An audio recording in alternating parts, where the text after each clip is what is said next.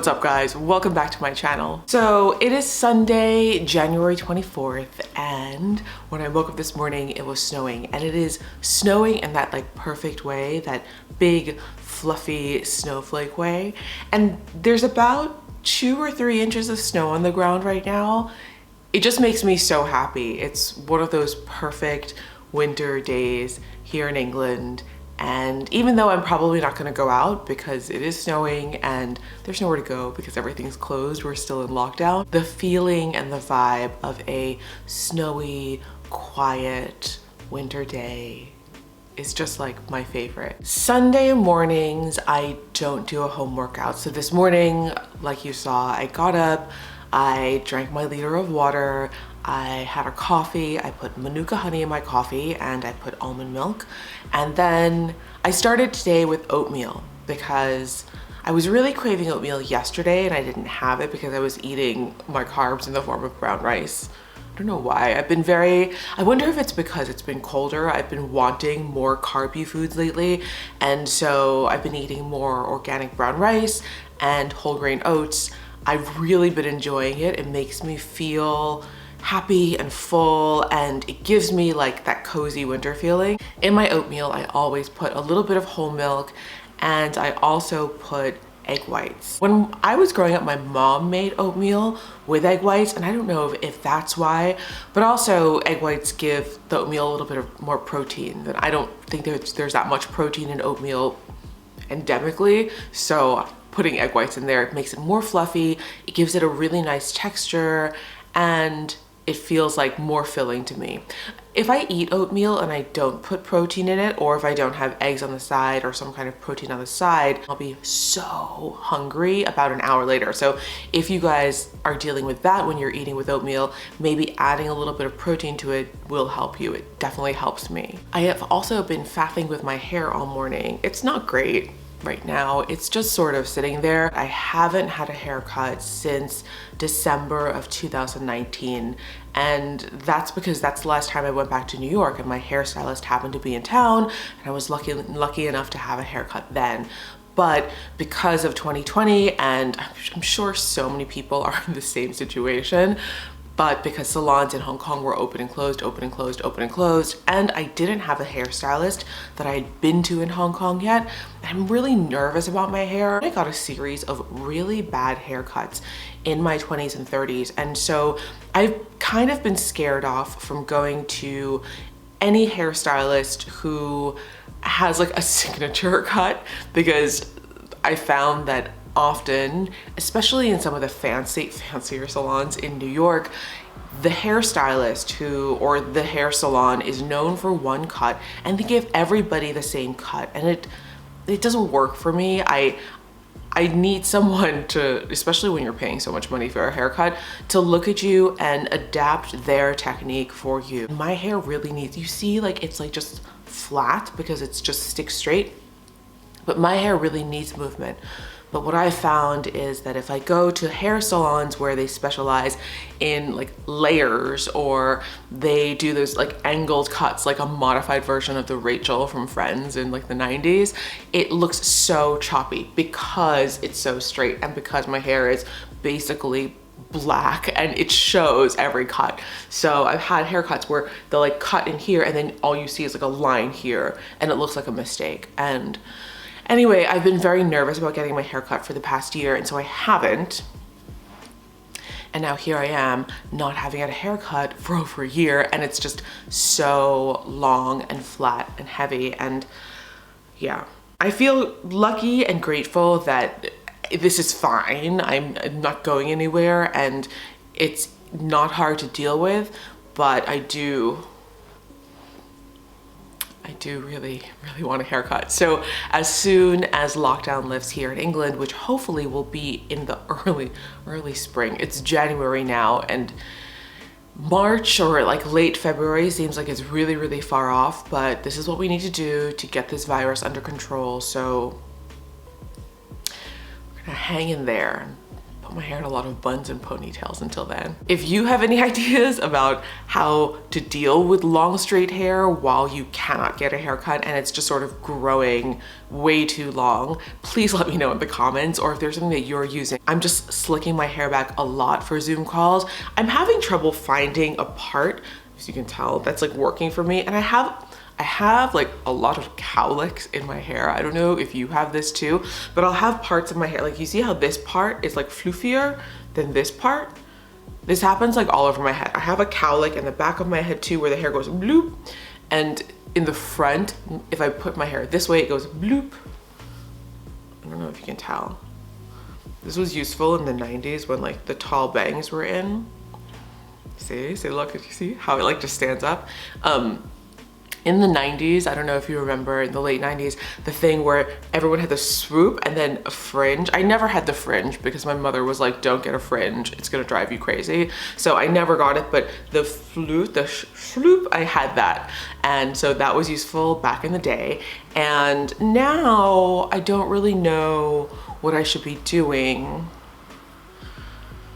I can't figure out my part. So if you can tell, in all of my videos, my hair just does whatever it wants.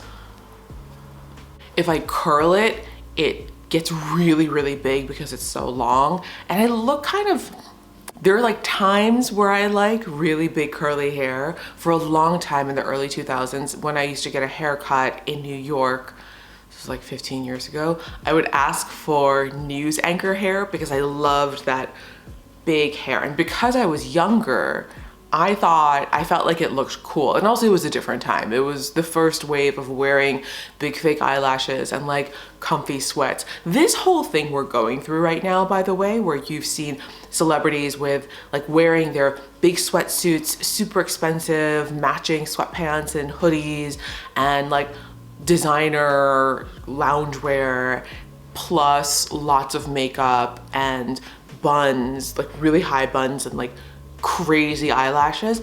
This all happened in like 2004 or 2005 as well.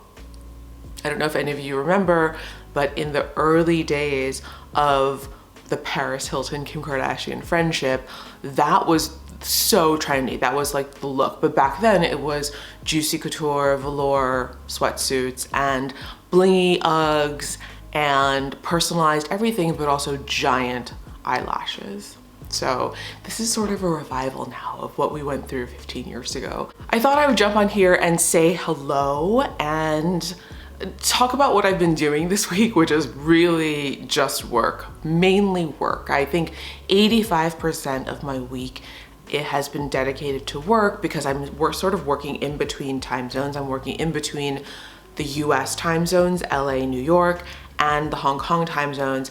And I'm working on this really interesting story right now that should be out in the next few months in the Tatler magazines in Asia.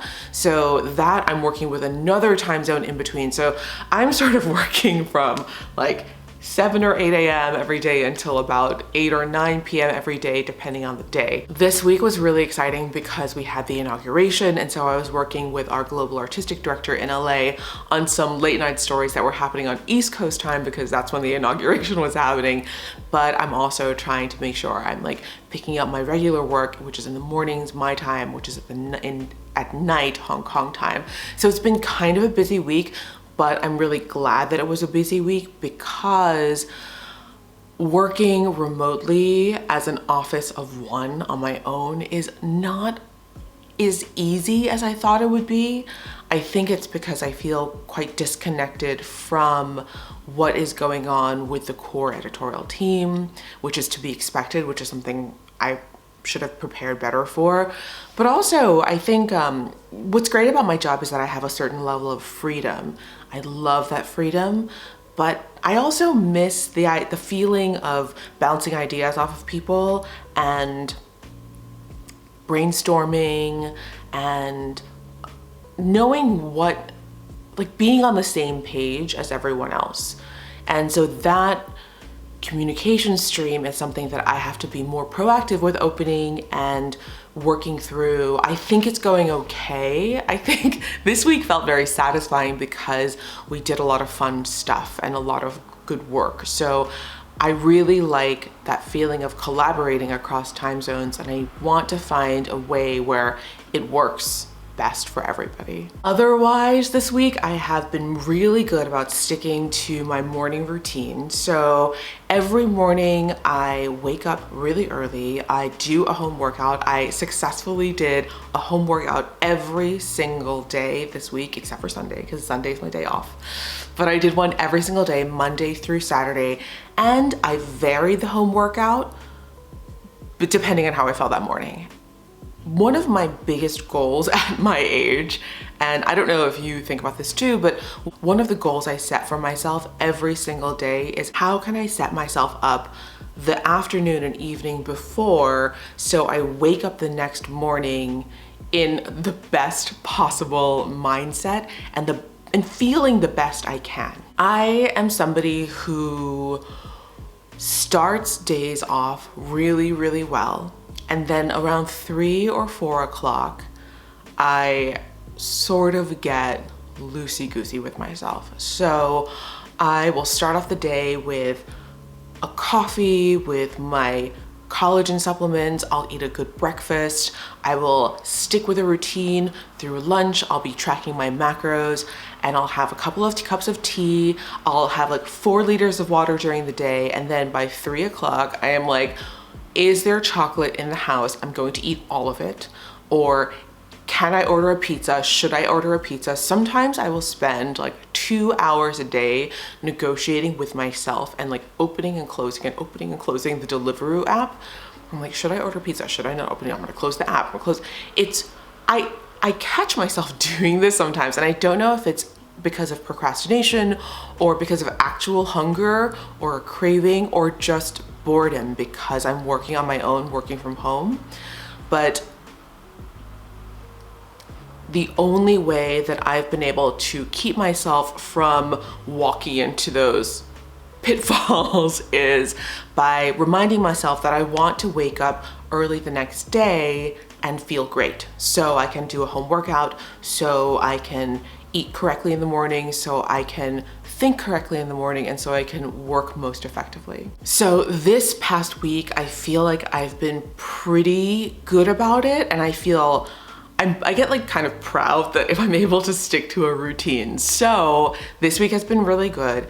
And what I want to do from this point forward is to build on that routine.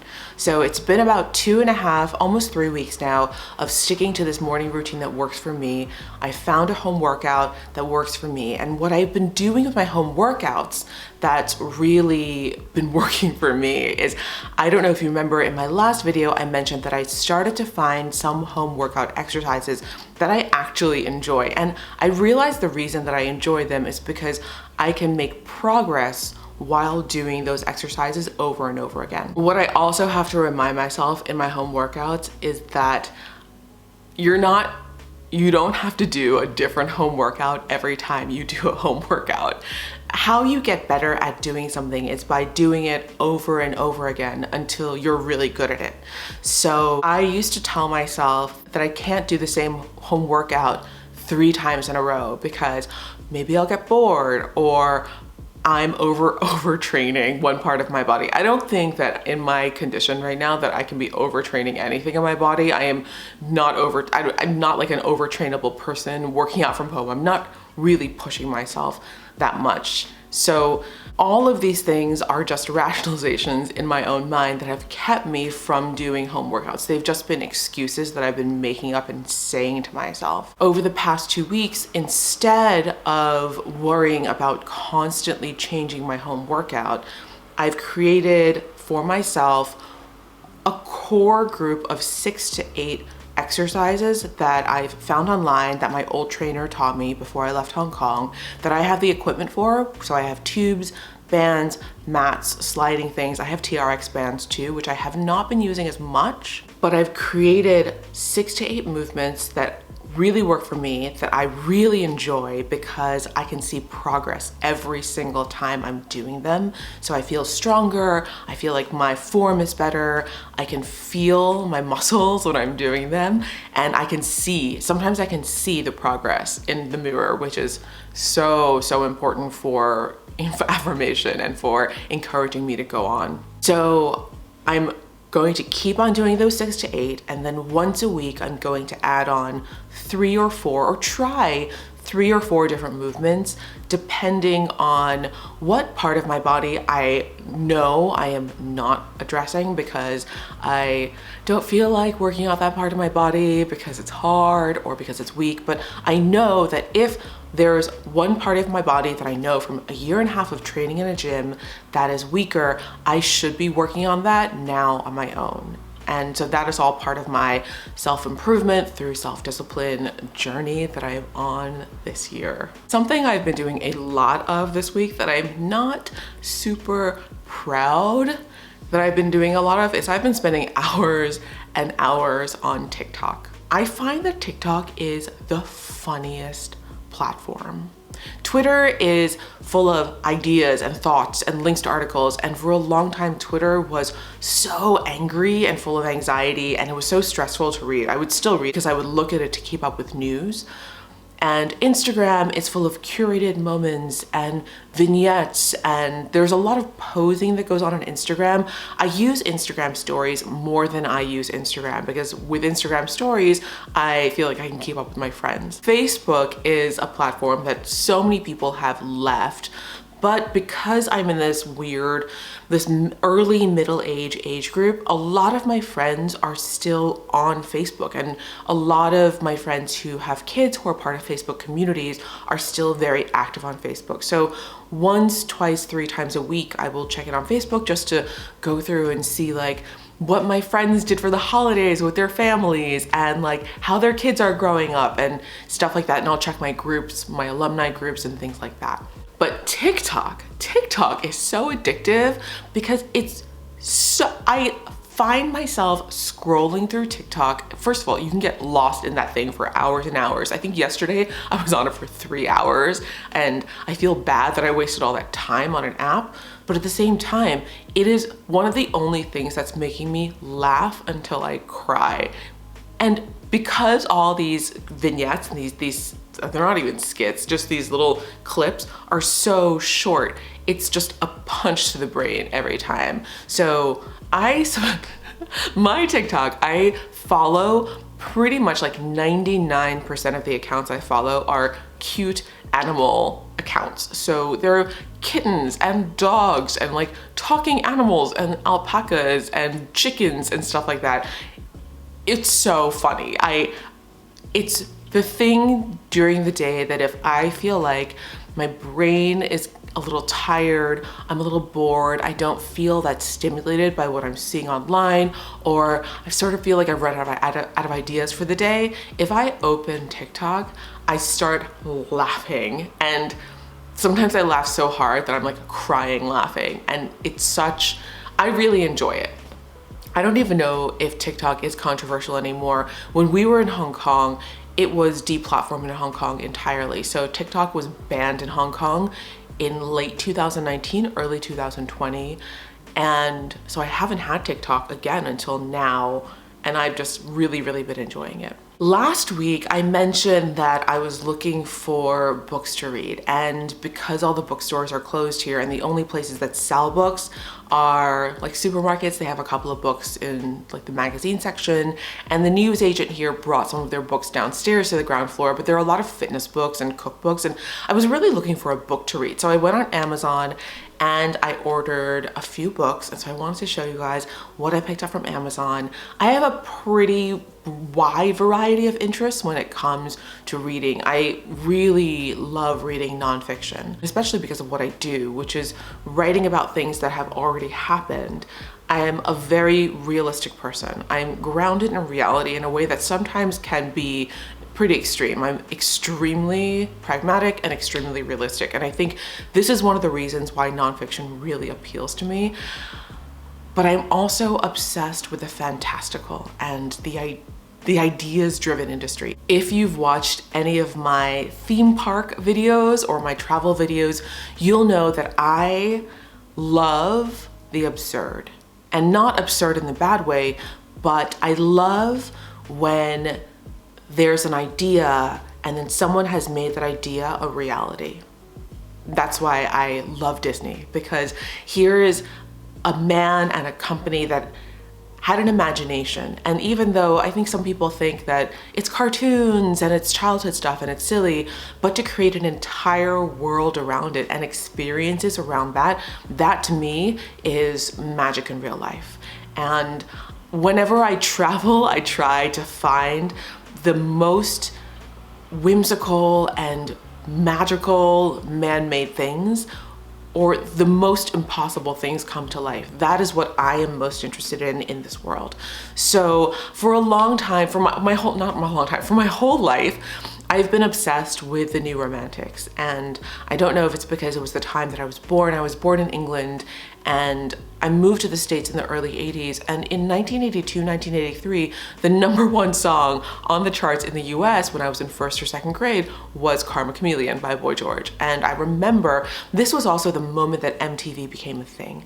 And seeing these pop stars on television and the way that they express themselves based on how they did their makeup and their hair and the way they dressed, it is something that I was not exposed to in my everyday life. Even though I grew up from age 5 in New York City, I grew up in a part of New York City, I grew up in Queens, and Queens at the time was pretty suburban. And I would argue that, I wouldn't call it suburban now, but really because of the way the population is made up, it's not like going to like downtown New York City. At that time, the extremely like artsy and like quirky and music driven parts of New York were literally in downtown Manhattan. And I didn't go to downtown Manhattan on my own until maybe I was 13 or 12 or 13 for the first time.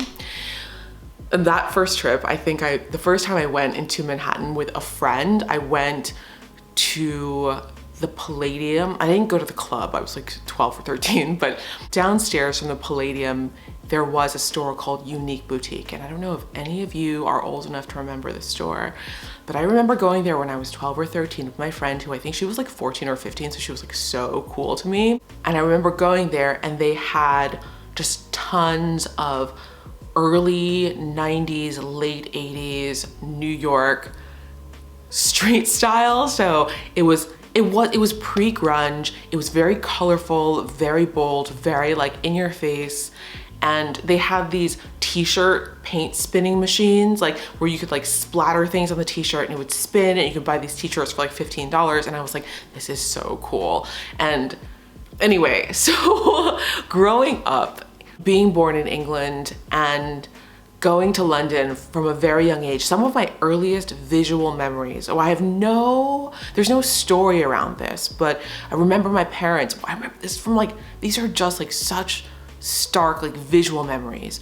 I remember from when I was probably 3 or 4, I don't know, but definitely before I was 5. So when I was 3 or 4, my parents used to take me into London, and I remember seeing punks, and I remember the crazy spiked hair, I remember the looks, and I remember being fascinated, but also a little scared.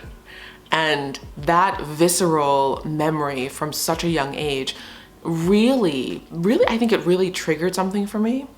And growing up in a pop culture environment visually, with MTV coming up and with Boy George and Madonna and stuff like that, has always made me really interested in the New Romantics. And then when I came back to London for fashion school in the early 2000s, there was sort of a revival of that moment. Back in the early 80s, there was a club called the Blitz, where a lot of the New Romantics fashion scene and the style scene and a lot of those superstars, they all were going to the Blitz when they were like late teens or like in their early 20s.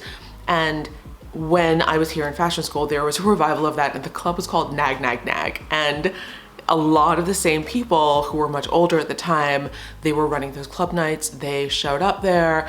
And everyone really, really dressed up. And I just feel like it's one of my favorite stylistic eras ever.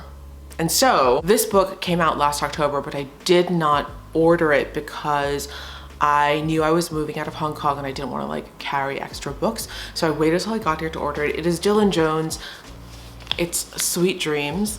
and it's the story of the New Romantics. Look how thick this book is. I didn't realize that it was like, this was like 400 pages. No, it's 680 pages. This is a 680 page book about the New Romantics, and yeah, I can't wait to get through it.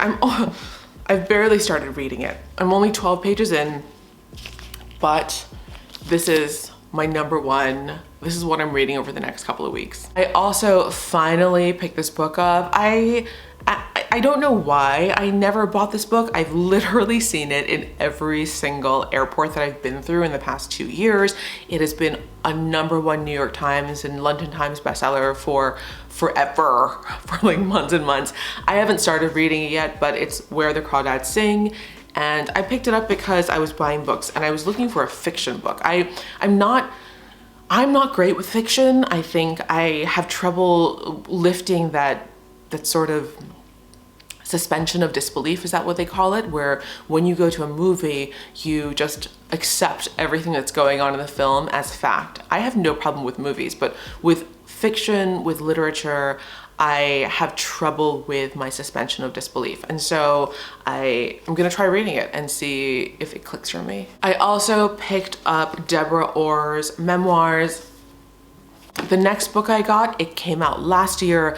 We did a whole story on this in Tatler, Hong Kong, but I never had a chance to read it because I never found it anywhere in Hong Kong to pick it up.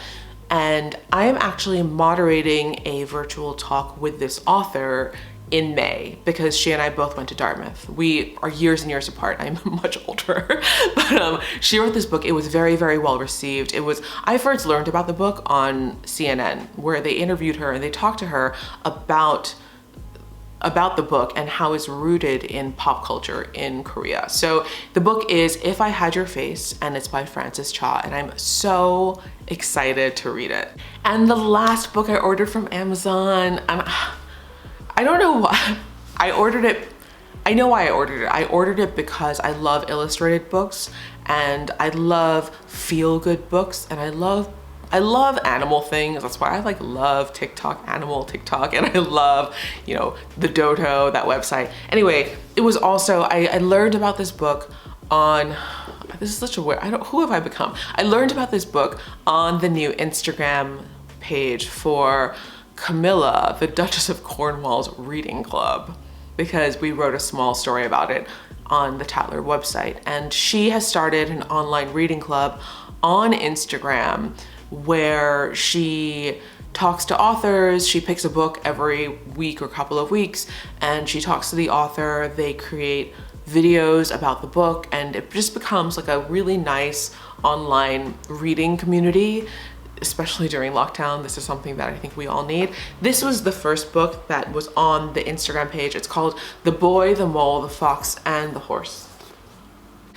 And I think it's really beautiful. So I picked it up and the reviews are incredible. I haven't read it yet. I tend to read one book at a time. I'm not one of those people that has like 3 or 4 books going on at once. I just don't have the mental bandwidth or the time to do that. So I dive into one book at a time, and oftentimes I will not get through entire books. I'll stop at page 40 or 50, and then if I don't like it, I'll just put it down and I'll just forget about it and I'll move on. But I'm excited to I haven't even opened it. But look how beautifully illustrated it is.